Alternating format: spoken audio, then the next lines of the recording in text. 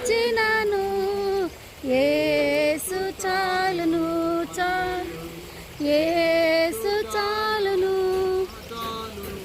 ఏ సమయమైన ఏ స్థితికైనా నా జీవితములో యేసు చాలును. హల్లెలూయా.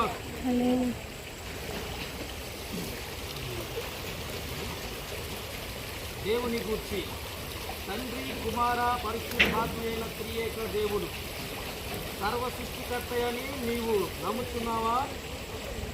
చెప్పండి.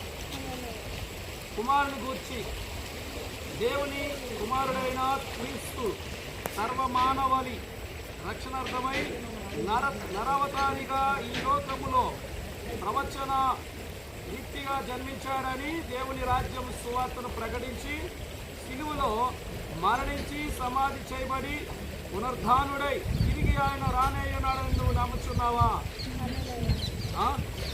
నమ్ముచున్నావు. పరిశుద్ధాత్మను గురించి మాట దేవుని కుమారుడైన యేసుక్రీస్తు చేత పంపబడిన పరిశుద్ధాత్మ చేత రాయబడిన దేవుని నిత్య జీవపు లేఖనములు అనగా దేవుని పరిశుద్ధ గ్రంథము మన సమస్యల పరిష్కార మార్గమని నమ్మి దాన్ని ప్రకారము జీవించదవా?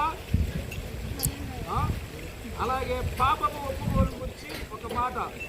క్రీస్తు ఆజ్ఞకు లోబడి నీవు నీ పాపములను ఒప్పుకొని పశ్చాత్తాపంలోని పాపక్షమాపణ నిమిత్తము క్రీస్తు యేసు నీ రక్షకుడని ప్రభువనియు నమ్మి క్రీస్తు యేసులోనికి అనగా ఆయన మరణంలోనికి బాప్తిసము పొంది క్రీస్తు సువార్తను తగినట్టుగా ఆయనకు సాక్షిగా సంఘములో సమాజములో నీ కుటుంబములో నీవు నడుచుకుందువా? గట్టిగా తండ్రి కుమార పరిశుద్ధాత్మను గూర్చి నీ పాపమును ఒప్పుకోలు గూర్చియు సంఘమును గూర్చి సంఘ ఆరాధన గూర్చియు అలాగే నువ్వు ఇచ్చిన సాక్ష్యమును బట్టి నీకు ఇప్పుడు బాప్తిసము ఇస్తాం. కాబట్టి చిన్న ప్రార్థన చేసుకొని తర్వాత బాప్తిసం కార్యక్రమంలోకి వెళ్దాం.